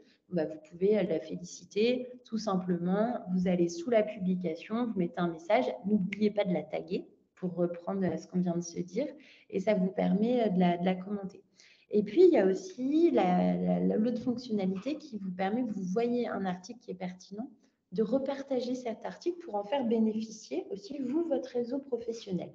Et donc là, LinkedIn vous donne la possibilité de partager une publication, donc de la relayer sur votre profil directement. Qu'est-ce que ça change ? OK, ça va faire plaisir à la personne qui l'a publié parce que LinkedIn, ça reste un réseau social. Donc, la personne qui a fait sa publication, elle sera contente d'avoir des encouragements de votre part. Donc, c'est pareil, c'est un très, très bel outil de fidélisation. On en parlait tout à l'heure. Et puis, qu'est-ce que ça va in fine apporter ? Quand vous allez liker une publication, ça va donner 30% de poids supplémentaire aux yeux. Donc, la publication va avoir aux yeux de l'algorithme LinkedIn 30% de poids supplémentaire qu'une action qui n'a pas été likée. Donc, ça va augmenter sa durée de vie sur LinkedIn. Quand vous allez la commenter, 70%. Quand quelqu'un va partager votre publication, ça va donner 80% de vie supplémentaire à votre publication. Et puis, ce qu'il faut savoir, c'est que quand vous envoyez un message personnel, alors MP, c'est un message personnel, là on parle de la messagerie privée de LinkedIn, quand vous envoyez un message, vous êtes en relation avec quelqu'un en message privé, vous avez 85% de chances supplémentaires de voir apparaître sur votre fil d'actualité ces publications. Donc ça, c'est des choses à savoir. Donc si vous êtes en association dans un cabinet, n'hésitez pas à aller liker, commenter, partager aussi les publications de vos confrères si vous êtes en bon terme avec vos associés ou les avocats avec qui vous travaillez, parce qu'ils auront plus de chances de vous rendre l'appareil. Même chose avec vos clients, vos partenaires. Vraiment, il faut être aussi généreux sur LinkedIn pour se voir et c'est comme ça que vous allez créer votre communauté, faire en sorte que vos publications elles restent le plus longtemps possible et puis du coup que vous serez amené que votre publication soit vue aussi le plus longtemps possible par les personnes de votre communauté qui ont eux-mêmes des communautés et c'est là où commence la viralité 2.0 sur LinkedIn. Est-ce que c'est clair pour tout le monde ? Est-ce qu'il y a des points que vous souhaitez qu'on reprenne ensemble ?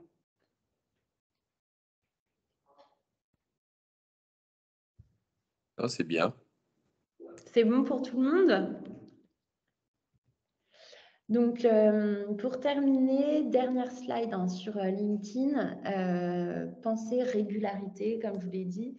Ça ne sert à rien de vous engager tous azimuts à se dire je vais faire 5 publications, puis il ne se passera plus rien pendant 3 mois parce que vous n'avez pas le temps. Il vaut mieux faire moins, mais bien.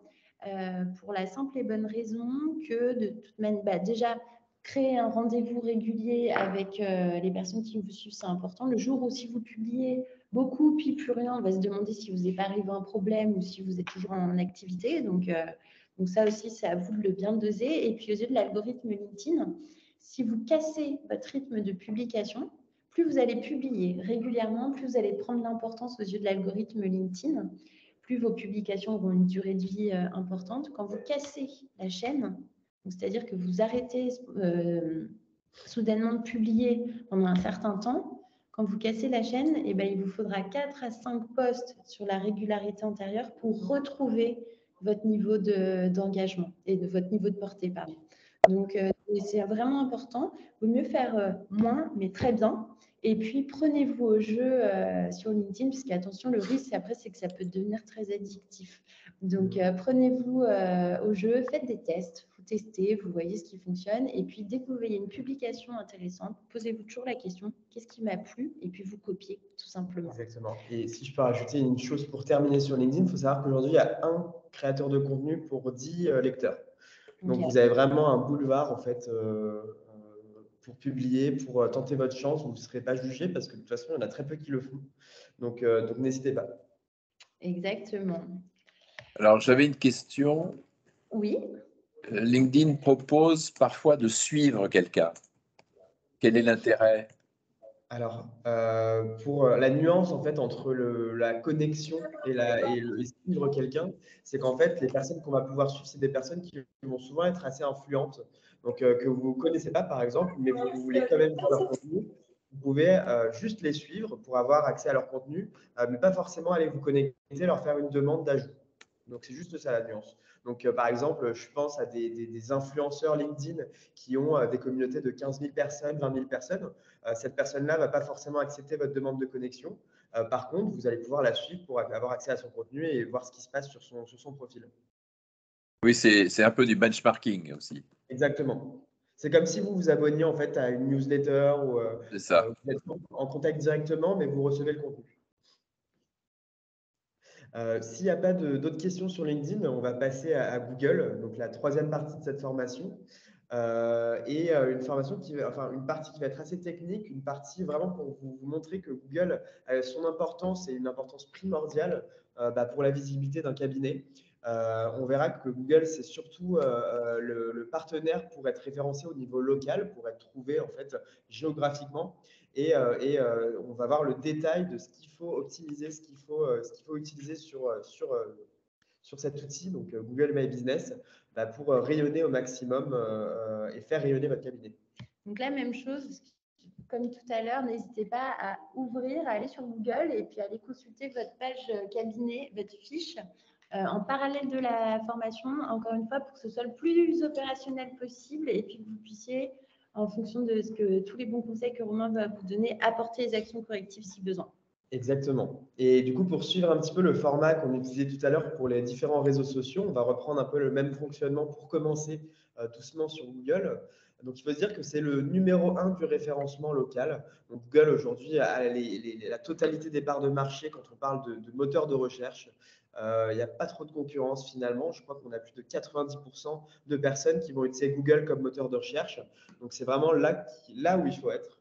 Ne vous concentrez pas ailleurs, ne perdez pas de temps ailleurs. Vraiment, focalisez-vous sur Google et dites-vous que aujourd'hui, c'est très important d'être présent sur Google, notamment en tant que cabinet d'avocat, parce qu'il y a beaucoup de cabinets qui délaissent un petit peu cette fiche Google en se disant que la recommandation suffit.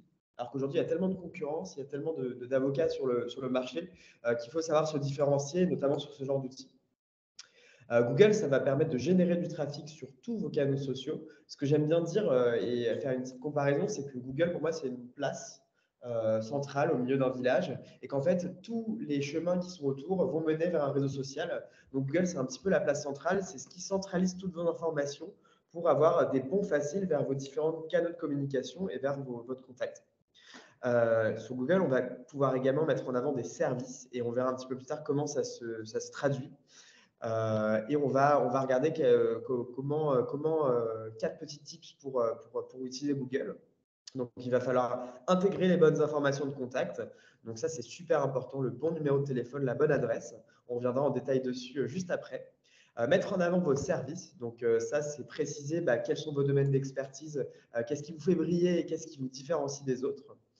Renseigner les bonnes horaires, donc ça c'est très important. Ça peut paraître anecdotique, mais il n'y a rien de plus frustrant que de vouloir rendre visite à son cabinet et en fait se rendre compte que c'est fermé une fois sur place. Donc vraiment, n'hésitez pas à être vigilant sur ces horaires et mettez de belles photos. Les photos sur Google, il faut se dire que c'est l'extension de votre vitrine physique. Donc, vous avez sûrement un cabinet qui va être physique avec des vrais locaux. Google, ça va permettre en fait d'avoir cette extension digitale de votre cabinet pour pouvoir être visible au maximum et créer une expérience qui va du digital au physique et qui sera fluide. La fameuse fiche Google, on la voit ici, hein, on a encore l'exemple d'Arthurine, mais c'est là qu'elle s'affiche pour n'importe quelle entreprise ou cabinet. Lorsque je vais taper le nom d'une entreprise ou d'un cabinet, je vais avoir les résultats sur la gauche de ma recherche. Donc, en général, ça va être le site internet, les réseaux sociaux. Et à droite, je vais avoir la fiche Google, donc, qui est un petit peu l'outil. Pour moi, c'est le nerf de la guerre. Et pour tous les professionnels, c'est vraiment essayer de balayer la concurrence, d'être le premier parmi vos confrères dans une recherche qui va être locale. Ça va générer trois choses. Donc, ça va faciliter le contact avec vos clients et prospects. Donc, l'idée, c'est vraiment de donner toutes vos informations de contact, votre numéro de téléphone, mettre un petit lien de prise de rendez-vous, mettre le lien vers votre site internet, votre adresse email, pour pouvoir vraiment faciliter cette prise de contact. Deuxièmement, ça va générer de l'interaction parce qu'en fait, comme l'internaute, lorsqu'il va tomber sur votre fiche Google, aura accès à tous vos canaux sociaux, il va pouvoir cliquer ou se balader, regarder un petit peu ce que vous faites, faire un petit peu le tour de votre horizon. Et ensuite, ça va vous permettre de mettre en avant des services ou des produits. On verra d'ailleurs comment ça se traduit juste après, comment on développe un marketing autour de ces offres au sein du cabinet pour se différencier. Quelques chiffres importants pour commencer, et ça je le disais tout à l'heure, hein, 92% des internautes utilisent Google comme moteur de recherche. C'est plus un secret. Aujourd'hui, les Yahoo, les Bing et bien d'autres, quand j'en passe, n'existent plus. Ce qu'il faut se dire, c'est que Google, c'est vraiment the place to be, c'est l'endroit où il faut travailler et l'endroit où il faut être référencé au mieux. Ce qu'il ne faut pas oublier, c'est que Google, c'est également l'outil numéro 1 de référencement local géolocalisé avec Google Maps. Donc, il faut se dire qu'une personne qui va chercher à vous rendre visite au sein du cabinet ira sur Google Maps, passera par Google pour vous trouver et pour avoir l'itinéraire jusqu'à chez vous. Il y en a d'autres, hein. Il y a Waze, il y a Apple Blanc, mais il faut se dire que tout cela, ils sont aussi connectés à Google. Donc c'est vraiment l'outil qui centralise le mieux le référencement local et la géolocalisation. Et 87% des internautes recherchent des entreprises locales sur Internet. Donc aujourd'hui, ce n'est plus un secret. Lorsque je vais chercher un service, lorsque je vais chercher à acheter un produit, que ce soit pour aller au supermarché ou pour trouver mon futur cabinet d'avocat, je vais passer par Google et je vais faire une recherche locale sur ma barre de recherche Google. Donc tout ça pour dire que Google est un endroit clé où il faut être bien référencé. Il y a une petite citation qui dit, et je trouve ça marrant pour des avocats, c'est que le meilleur moyen de cacher un corps, c'est la deuxième page des recherches Google. C'est un petit peu parodié, mais l'idée, c'est que lorsqu'on va chercher un business local, on va faire notre recherche et on n'ira jamais jusqu'à la deuxième, ou très rarement jusqu'à la deuxième page, d'où l'intérêt d'être présent le plus haut possible sur la recherche. On arrive dans le vif du sujet. Ça, c'est une capture d'écran du back-office, c'est-à-dire de l'espace administrateur d'une fiche Google. Donc, l'idée, c'est que lorsque vous allez avoir votre fiche cabinet, votre compte Google My Business, vous allez arriver sur cet espace qui va centraliser en fait toutes les infos que vous allez renseigner sur votre entreprise. Il y a plusieurs choses. Il y a la rubrique info qui va être primordiale. La rubrique info, ça va être un peu la carte d'identité de votre cabinet. Toutes les informations pratiques de contact, les informations sur votre activité vont être là-dedans. Vous allez avoir la partie avis. Donc, la partie avis qui va être un petit peu touchy, si je puis dire, qui va être un petit peu délicate pour les avocats parce qu'il y a des choses que vous avez le droit de faire et des choses que vous n'avez pas le droit de faire. On reviendra là-dessus sur la partie déontologique à la fin. Vous allez pouvoir mettre des photos. Donc, ça, très important. Vous allez pouvoir mettre des produits en avant. Donc, on parle de produits, mais on parle surtout de services différenciants et également des services qui sont finalement des produits, mais en moins détaillés. On va rentrer dans le vif du sujet pour voir qu'est-ce qu'il y a comme infos qui sont primordiales, qu'est-ce qu'il ne faut pas oublier pour finalement se différencier, être référencé au mieux sur Google. Laura parlait tout à l'heure pour LinkedIn d'un algorithme qui va vraiment falloir draguer. Sur Google, c'est vraiment la chose la plus importante. Donc, c'est très technique, c'est très pratique. Il faut se dire que oui, c'est du détail, mais que chaque détail peut faire la différence. Donc, il y a le nom de l'entreprise, le nom du cabinet. Aujourd'hui, on a beaucoup d'avocats qui nous posent la question, est-ce que je mets en indépendant? Est-ce que je mets mon nom, mon prénom en nom d'entreprise ou est-ce que je mets le nom de mon cabinet?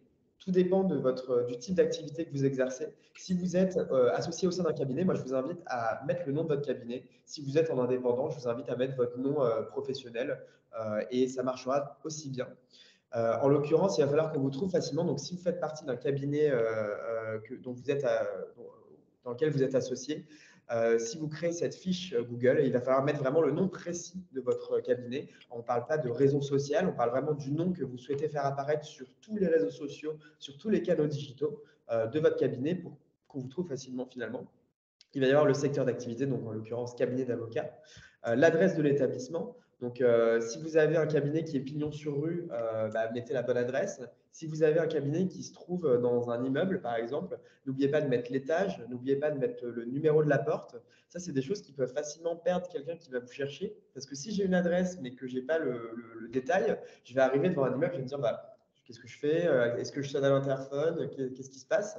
Donc, l'idée, c'est de fluidifier au maximum cette visite et de rendre facile l'accès à votre cabinet pour les personnes qui vont se déplacer. Il va falloir aussi, si vous le souhaitez, mettre en avant une zone de chalandise, c'est-à-dire que si vous prenez des dossiers qui vont être seulement en région parisienne, notifiez-le. Et en fonction de la zone d'activité que vous souhaitez avoir, vous pouvez vraiment cibler différents secteurs. Et ça va permettre aux gens qui vont, je ne sais pas si j'habite à Marseille et que je vous trouve sur Google, que je sache direct en fait, que vous n'allez pas pouvoir répondre à mes besoins parce que vous n'êtes pas dans la même zone que moi. Et ensuite, les horaires. Donc ça, je l'ai un petit peu dit tout à l'heure, mais il faut vraiment faire attention aux horaires d'ouverture. Ce qu'il faut se dire, c'est que mettez vraiment des horaires où vous êtes sûr de pouvoir répondre aux besoins et répondre aux demandes. Donc, c'est-à-dire que si j'essaye de vous appeler entre midi et 14 h et qu'il n'y a rien marqué sur votre fiche Google, je ne peux pas savoir que vous êtes en pause déjeuner. Donc, je vais appeler et ça va générer de la frustration. Peut-être que du coup, j'appellerai un autre cabinet un petit peu plus tard parce que la première expérience vous aura desservi et m'aura fait aller ailleurs. N'hésitez pas également sur les horaires. Vous avez la possibilité de renseigner des horaires spéciaux sur Google.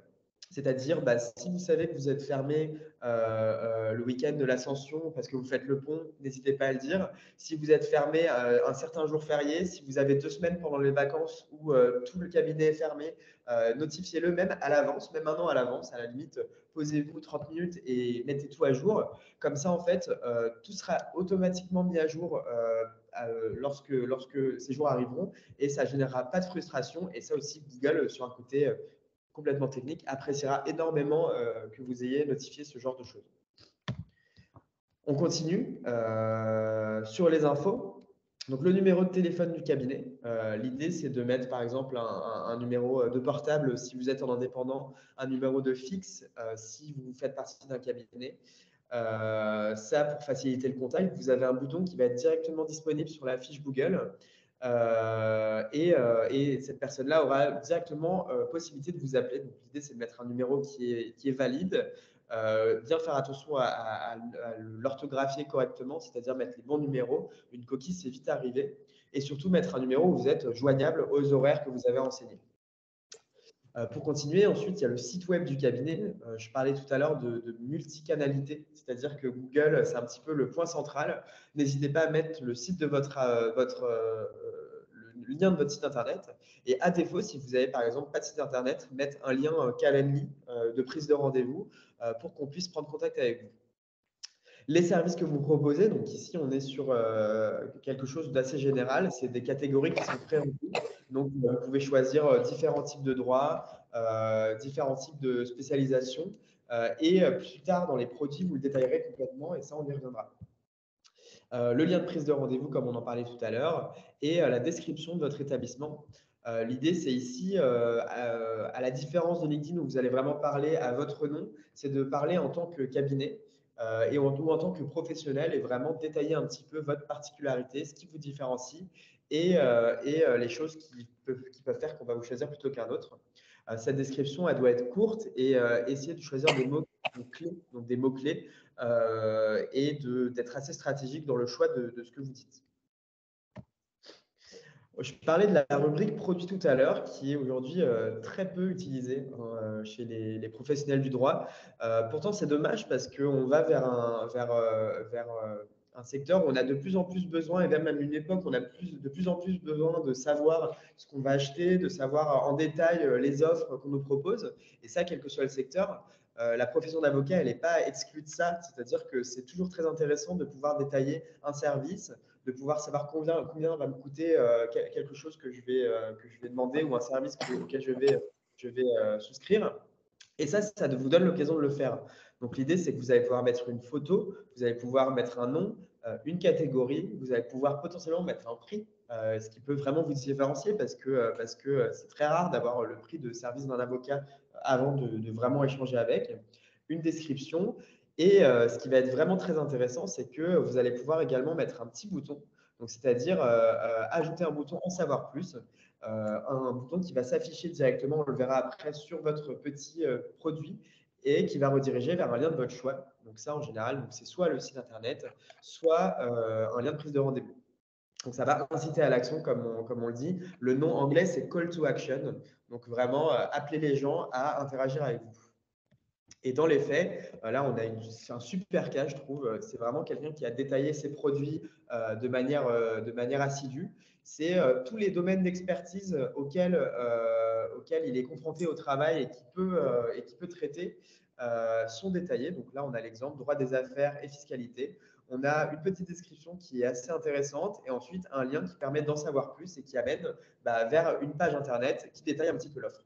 Donc, dans cette idée-là, on a des photos aussi sympas et ça rentre premièrement dans un côté assez graphique, c'est-à-dire que lorsqu'on va se balader sur votre fiche Google, on va voir qu'elle est animée régulièrement, qu'il y a plein de choses, il y a des belles images. Mais surtout, le plus important, c'est que ça va jouer énormément sur le référencement. Il faut savoir que Google met en avant les entreprises, les cabinets qui utilisent les fonctionnalités nouvelles. Et cette fonctionnalité qui est assez récente, donc c'est-à-dire qu'elle doit avoir 1 ou 2 ans, elle est vraiment mise en avant lorsqu'elle est utilisée et bien utilisée. Donc voilà, n'hésitez pas à vraiment vous pencher là-dessus et à utiliser cette fonctionnalité. Ensuite, on a donc, comme on le disait tout à l'heure, quelque chose qui est très important, c'est les photos. Donc, les photos du cabinet, les photos des collaborateurs, les photos des associés, c'est vraiment quelque chose qui est très intéressant à mettre en avant. Comme on le disait tout à l'heure, quand on parlait de tendances réseaux sociaux, on va vers une humanisation du contenu, une humanisation des professionnels qui est partout. Donc, n'hésitez pas à mettre des photos bien prises. N'hésitez pas aussi peut-être à appeler un photographe. Ça peut être très intéressant pour avoir des beaux clichés de vos locaux, de vos bureaux, de vos équipes. Tout ça pour vraiment mettre un visage, donner un aperçu de ce que la personne va venir voir lorsqu'elle vous rendra visite. Et également, utiliser les Google Posts. Donc ça, les Google Posts, ça s'affiche, on vous montrera un exemple juste après, mais ça s'affiche aussi sur votre fiche Google. C'est comme sur les réseaux sociaux, une publication qui va avoir une durée de vie limitée et qui va permettre de partager de l'actualité du cabinet, d'optimiser votre visibilité, votre référencement. Vous pourrez communiquer des actualités importantes, je pense à un nouveau recrutement au sein du cabinet, un déménagement. Si vous changez de locaux, n'hésitez pas à le dire. Une offre particulière au cabinet ou une nouvelle spécialisation qui est traitée au sein du cabinet. Tout ça, vraiment, c'est votre choix, c'est vous qui faites votre sélection. Mais l'idée, c'est aussi de coupler le contenu que vous faites sur les réseaux sociaux, de le réutiliser pour le publier sur Google. Ça permet aussi de gagner du temps. Et ça va bien sûr générer du trafic sur votre site internet et vos réseaux sociaux parce que vous allez encore faire des ponts vers les différents endroits où vous êtes présent. Ouais, et puis là, je me permets d'intervenir. Attention aux photos qui figurent sur votre fiche Google, parce que nous, on a souvent des mauvaises surprises, parce que Google choisit d'office des photos qui sont prises par GPS, et souvent qui ne sont pas flatteuses. Moi, j'ai notamment un client en tête.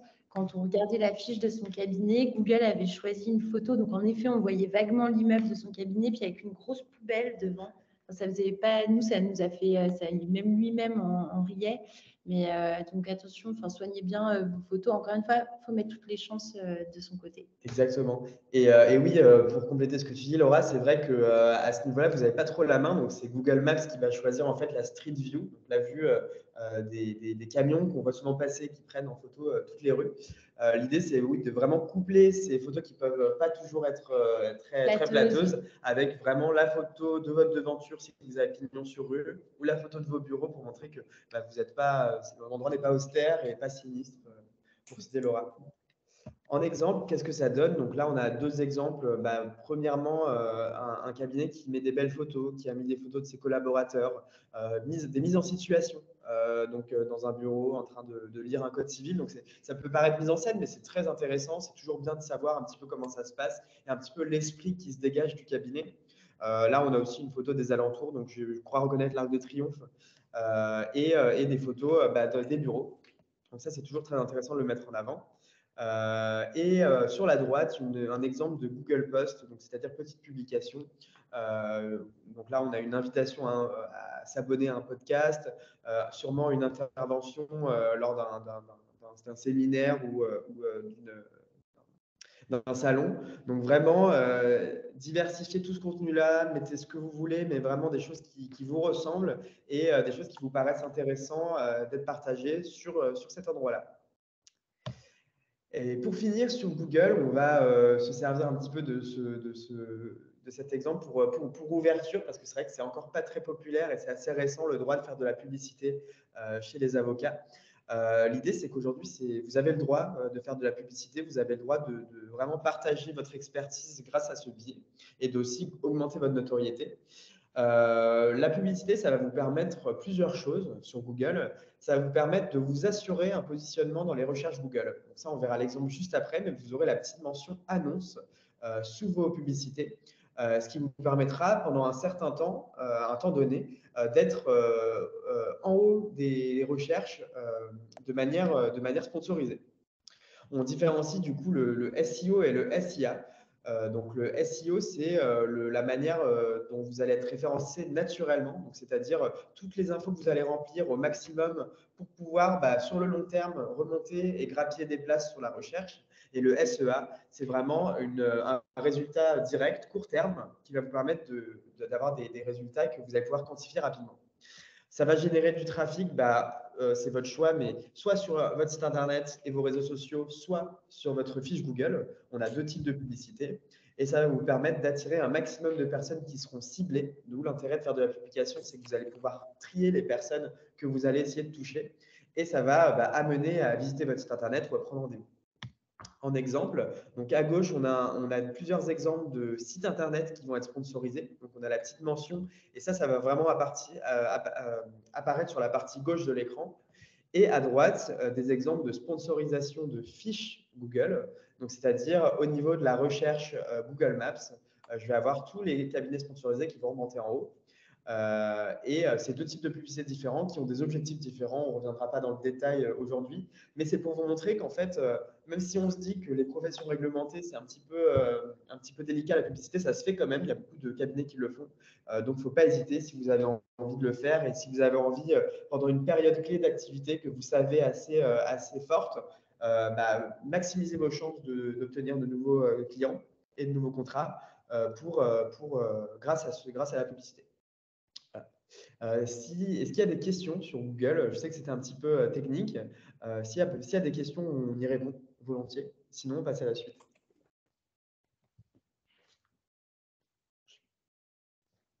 Je pense qu'on est bon. Peut-être regarder dans le chat. Alors, comment trouve-t-on sa fiche Google? Alors on a plusieurs questions. Alors, quoi? Des quoi en français, c'est comment modifier cette fiche? Alors, la fiche Google, en fait, elle va être liée à un compte Google. Donc, en fait, vous allez avoir accès à votre fiche directement via votre espace Google. Si c'est cette adresse mail-là qui est liée à votre fiche entreprise, l'idée, c'est que vous pouvez aussi également vous connecter directement à votre espace Google My Business en tapant sur Google My Business. Vous arrivez sur le site et là, vous pourrez rentrer vos identifiants et arriver directement sur l'espace de modification de la fiche. Il y a aussi quelque chose qui est important et bon à savoir, c'est que si, par exemple, vous reprenez la direction d'un cabinet, et que vous avez besoin de récupérer une fiche qui est déjà existante, c'est possible. C'est-à-dire qu'en fait, vous allez aller sur la fiche Google, vous allez avoir un petit bouton pour prendre les droits de la fiche, pour devenir propriétaire. Et à ce moment-là, votre demande va être étudiée pendant quelques jours par Google et vous pourrez normalement récupérer la possession de cette fiche. Et comment trouve-t-on sa fiche Google? Pour répondre à la question, alors, l'adresse Google, ça va être Google My Business. C'est le nom de l'outil, aussi appelé Google Business Profile. Donc, normalement, vous le trouvez, facilement en cliquant en mettant ça dans la barre de recherche. Et pour répondre du coup à la question comment trouve-t-on sa fiche Google, donc je ne sais pas si c'est en tant que propriétaire de la fiche ou en tant que visiteur. En tant que propriétaire, c'est comme je l'ai dit via l'espace Google Business. Et en tant que visiteur, c'est lorsque je vais faire une recherche. Si vous êtes bien référencé, on tombera sur votre fiche Google. Voilà. Est-ce qu'il y a d'autres questions sur ce que Romain vient de vous dire sur Google? Tout est clair et complet. Bon, je pense que de toute façon, si on a d'autres, on répondra au fil. Oui, bien sûr. Google Business Profile. C'est ça. Pour Anne Chambellan. Ok, donc maintenant, on va parler des avis sur Google. Des avis qui sont le nerf de guerre au pluriel. Première chose, déjà, dites-vous que les avis, il y a 88% des internautes qui, en faisant la recherche d'un cabinet d'avocats, avant de contacter un cabinet, qui vont aller consulter ces fameux avis. C'est un petit peu paradoxal avec ce que je vais vous dire plus loin. Donc, c'est-à-dire que les internautes, ils vont faire confiance aux avis, ils vont aller regarder quelle est la note du cabinet, quels sont les avis qui sont laissés. Pour autant, il y a une réglementation qui est assez stricte pour votre profession sur Google. Donc, autant un client, il a le droit librement d'aller vous laisser un avis, que cet avis soit positif ou négatif. Donc, lui, il a le droit de laisser un avis sur le cabinet, sur votre accompagnement. Pour autant, par rapport aux règles actuelles qui régissent votre profession, vous n'avez pas le droit en tant qu'avocat d'aller solliciter des avis auprès de vos clients. C'est-à-dire que vous n'avez pas le droit de dire, tiens, on a super bien travaillé ensemble, est-ce que vous pourriez aller nous laisser un avis sur la fiche Google Business Profile du cabinet?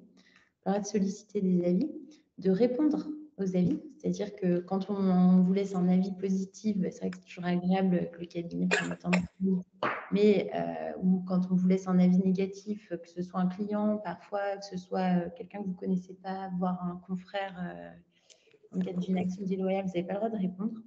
Et vous n'avez pas le droit de partager un avis. C'est-à-dire qu'on vous a laissé un super avis, vous n'avez pas le droit d'en faire un objet de communication sur l'accompagnement de votre cabinet.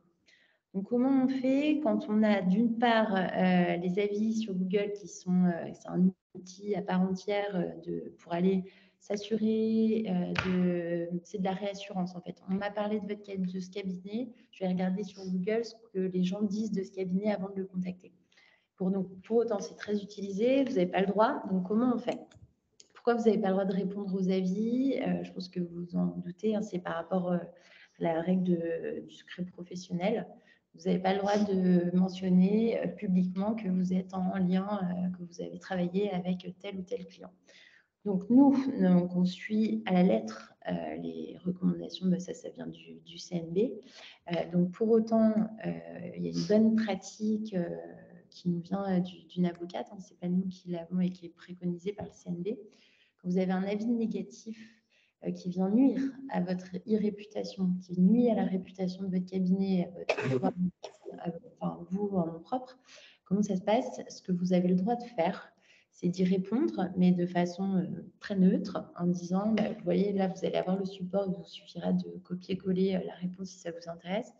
Madame, monsieur, les règles de la profession d'avocat ne permettent pas au cabinet de vous répondre publiquement. Si vous êtes client du cabinet, vous êtes invité à nous contacter sur l'adresse et vous laisser une adresse à laquelle vous êtes joignable.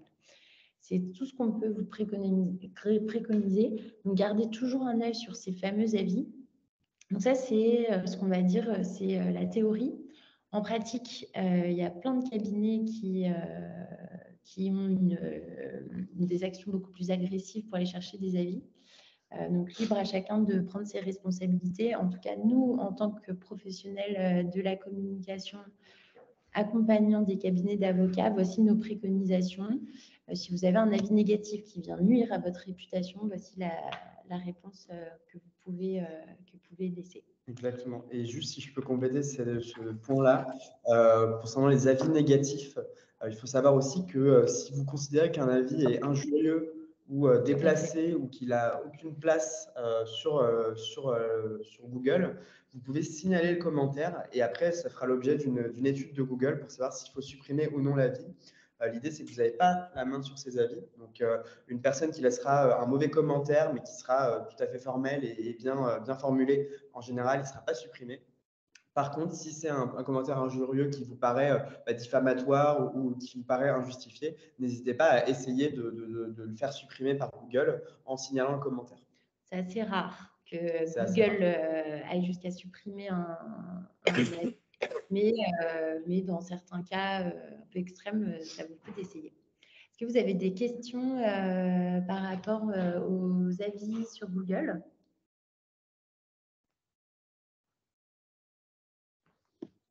Dans le chat directement.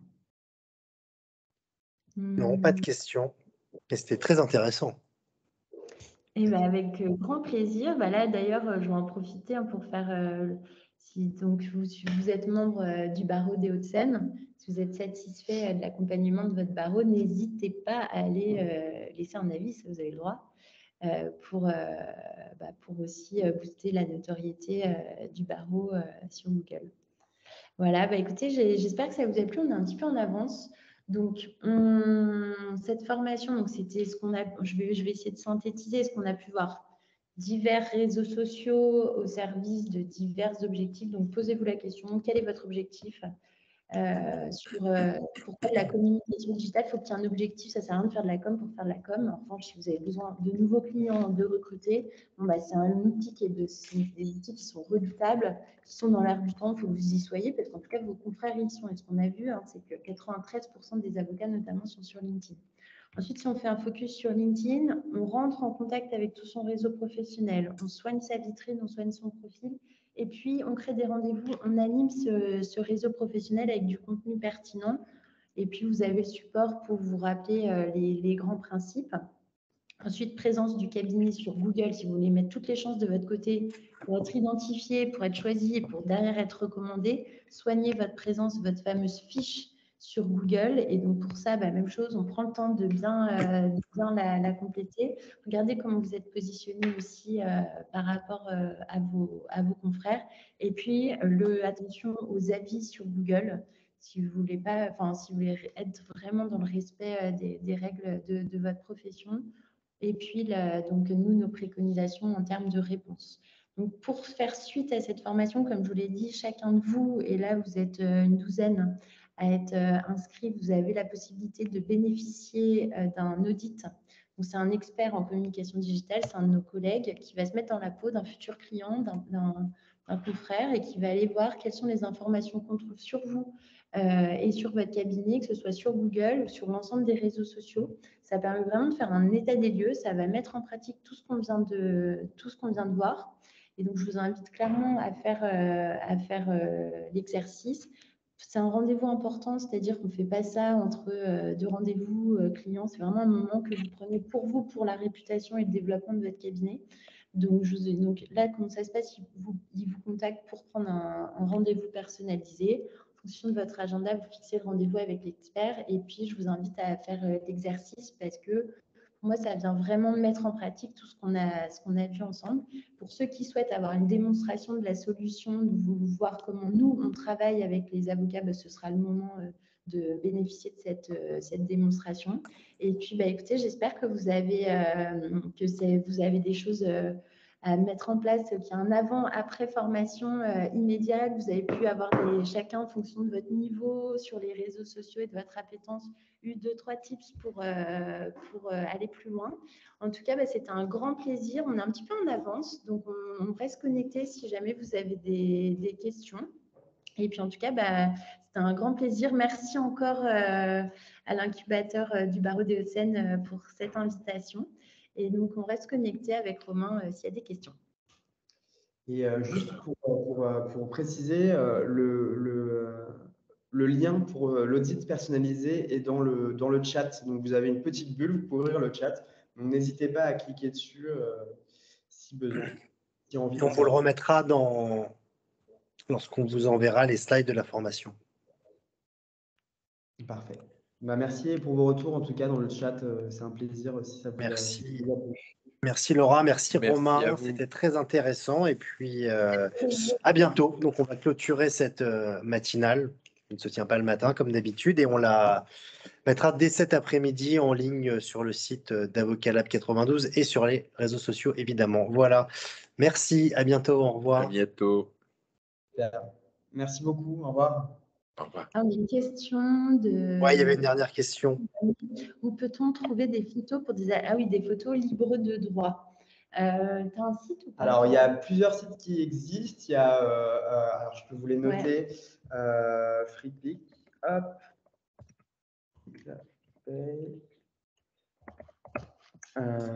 Adobe Stock. Donc là, je vous en ai donné 2 gratuits, un petit peu plus quali, mais payant. Mais FreePic, Pixabay, vous pouvez trouver un peu votre bonheur pour des photos qui sont libres de droit, que vous pouvez utiliser sur les articles. Voilà. Ou même sur des publications réseaux sociaux, ça fonctionne. Alors, on m'a parlé d'un nouveau logiciel qui est un peu comme le ChatGPT, mais pour le design. Est-ce que vous en avez entendu parler? Midjourney, c'est ça? Alors, je Ah oui, sais pas le nom. Les fameuses photos en intelligence Voilà. artificielle trafiquées à Midjourney, ouais. Midjourney, ça vous dit quelque chose? Oui, bah ça a fait un peu le buzz là, surtout avec les photos du pape en doudoune et du président de la République en CRS. Mais oui, ça commence à bien émerger mais ça peut être un peu dangereux des fois, je trouve. Oui, là, prenez pas trop de risques. Hein. Non, allez plutôt chercher des photos livres de droit sur des banques d'images. Vous faites vos propres photos, etc. dans vos cabinets et autres. Ah oui. C'est plutôt mieux d'ailleurs que des photos de livres de droit qui sont vues, revues partout. Et en plus, on a souvent cet écueil sur le monde de l'avocature et de la justice. Les photos sont souvent des photos américaines avec des maillets, des choses comme ça qui ne sont pas du tout adaptées au droit français. On voit ça et prenez votre smartphone et faites des jolies photos et ce sera bien mieux et bien plus incarné. Enfin, c'est mon avis en tout cas. Exactement. Je suis alignée. Tout à fait. Bah, écoutez, je vais clôturer et l'enregistrement et cette matinale et c'était très intéressant et merci à tous les participants Merci Arthurine. et aux animateurs. À bientôt. À bientôt. À bientôt.